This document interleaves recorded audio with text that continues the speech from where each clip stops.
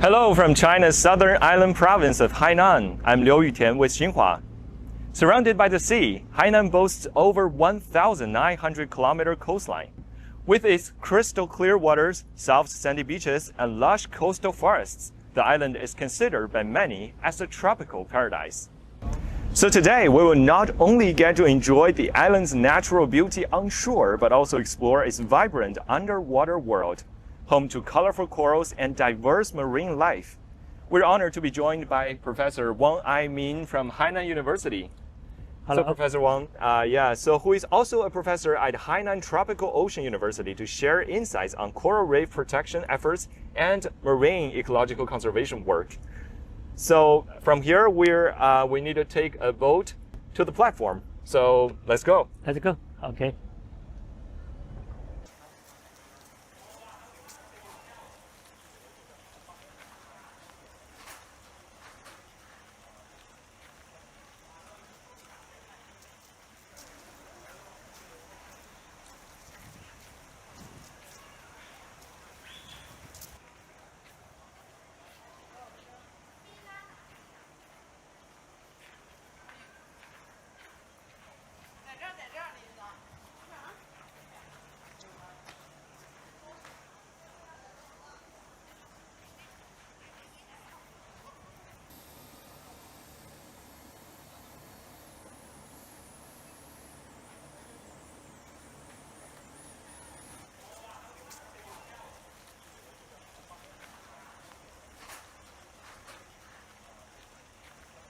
Okay, now we're about to board the boat, and from here we can go to the platform in the ocean. We can also see tourists who want to dive to take on the boat from here. So let's go. This boat.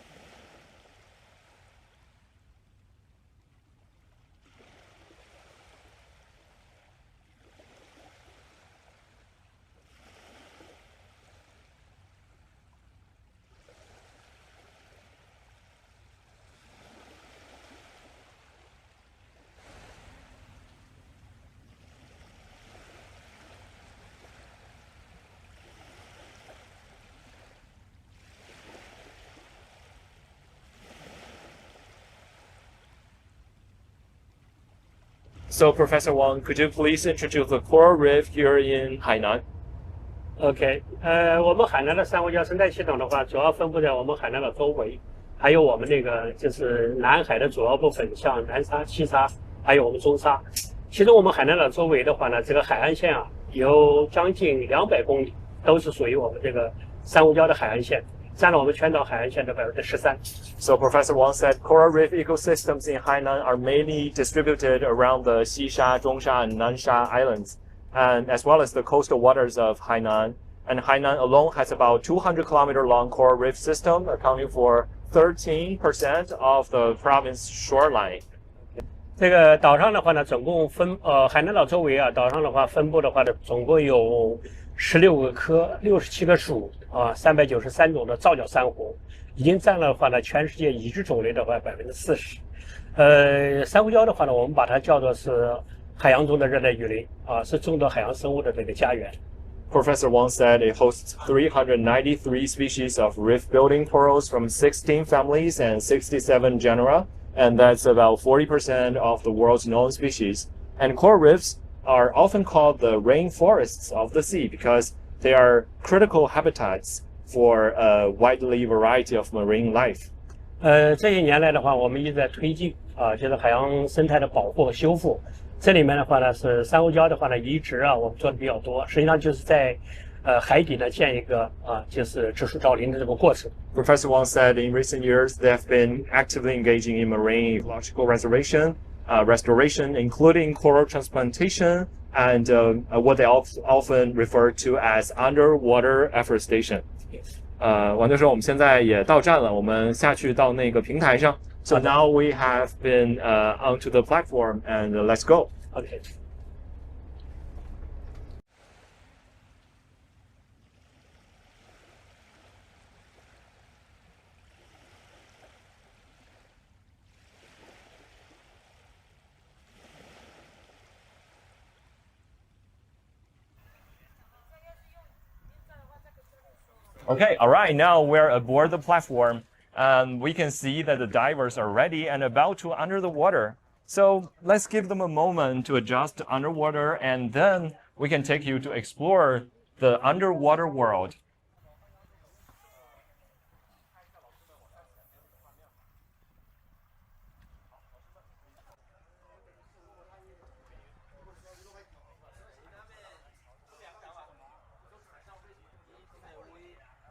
So, Professor Wang, we've heard that you are also an experienced diver and regularly conduct field work underwater. So, can you describe how does it feel like to dive into such a vibrant marine environment? 王教授，我们听说您也是平时是一个潜水员，也经常从事水下的科研工作。那请您跟我们分享一下，在这样的海域潜水是一种什么样的体验？对，这个潜水的话呢，实际上是非常奇妙的一个工作。因为如果你要是潜水，从第一次潜水以后的话，你就可以发现它是进入了另外一个世界。那里面的话呢，就是珊瑚就像一个繁花一样，非常的郁郁葱葱的。还有的话呢，有很多各种不同的五颜六色的鱼啊，围绕着你在一起。So Professor Wang said it's like a magical experience, and once you get under the water, you feel like completely immersed in another world. The sight of corals, sway and fish gliding among them is like unforgettable. That sounds pretty incredible. 这听起来太棒了。对，非常享受。Okay, let's go to see how it looks like under the water.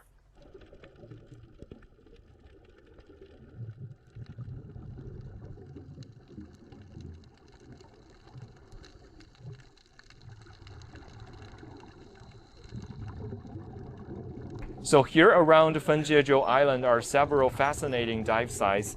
Due to the coral reef conservation, the environment here has been greatly improved and also attracting more visitors to dive and tour. Divers can explore depths ranging from 2 to 20 meters, encountering coral reefs, clownfish, lionfish, and even man-made underwater sculptures.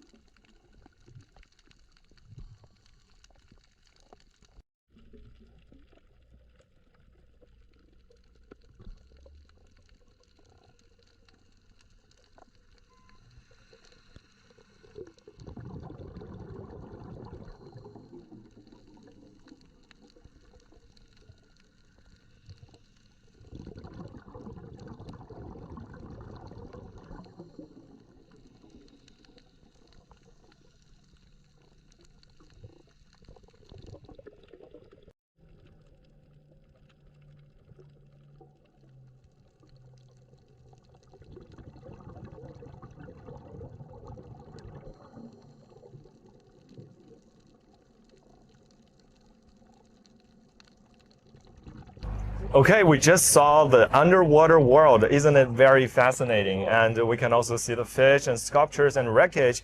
Now let's return to the topic of ocean conservation. Professor Wang, I want to know, how do we exactly conduct coral transplantation underwater? 那么说回生态保护，王教授，我们特别想知道，到底是怎么样去进行这个珊瑚的移植呢？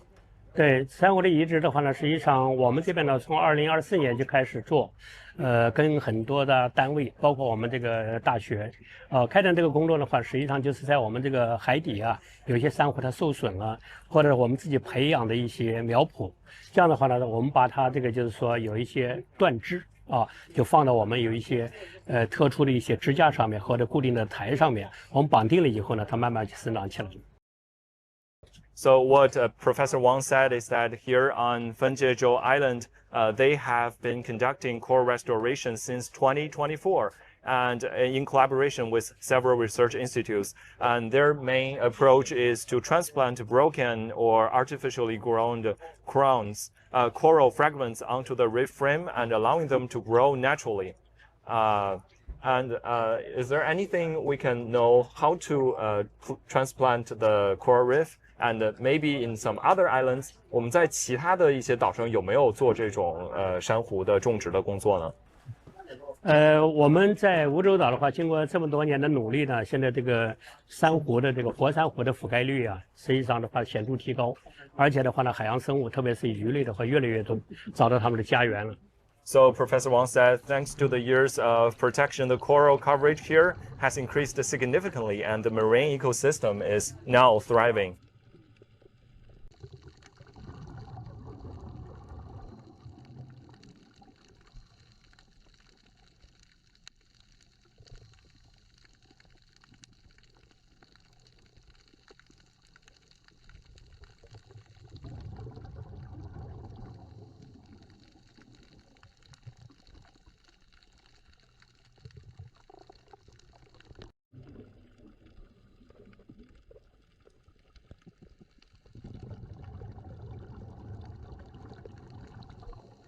I heard technology is also being used for the protection and restoration of coral reef. And underwater robots equipped with AI capabilities are now patrolling these ocean and the ecosystems. Today, we've also invited Dr. Ye Xudong, who is an associate professor at Hainan Tropical Ocean University, to share how these robots assist in helping coral reefs. Let's welcome Professor Ye. Okay. And how do those AI robots assist patrolling and also help restore and restoration of the coral reefs? Okay, so first thing is that yes, that's absolutely right. More and more AI-powered underwater robots are now being used to help protect and restore coral reefs, especially in areas where it is hard or even risky for divers to operate. First, the robots are great at working in complex and sensitive environments like deep waters, strong currents, or fragile reef zones. In places where human activity might cause damage or safety concerns, robots can patrol regularly without disturbing the ecosystem. They can also stay underwater longer and collect data. Second, they can gather large amounts of high-quality data, such as 3D maps of reef structures, water quality readings, coral species identification, and early signs of bleaching or disease. With AI, the robots can recognize different coral types, evaluate their health, and even pick up on tiny changes that humans might miss. What's really valuable is that these robots can help us track the reef conditions with much higher precision over longer periods and wider areas. This supports faster and data-driven decisions like where to focus restoration, how to spot high-risk zones, and how to measure if protection strategies are working. In short, underwater robots are being our smart assistants beneath the waves, making coral reef protection more efficient, safer, and smarter. Thank you, Dr. Ye. Okay, thank you. So as we see, manned operations with AI-assisted robots are working together to protect and restore coral reefs. And at the same time, we can see our divers finishing up coral transplantation and heading towards another sea.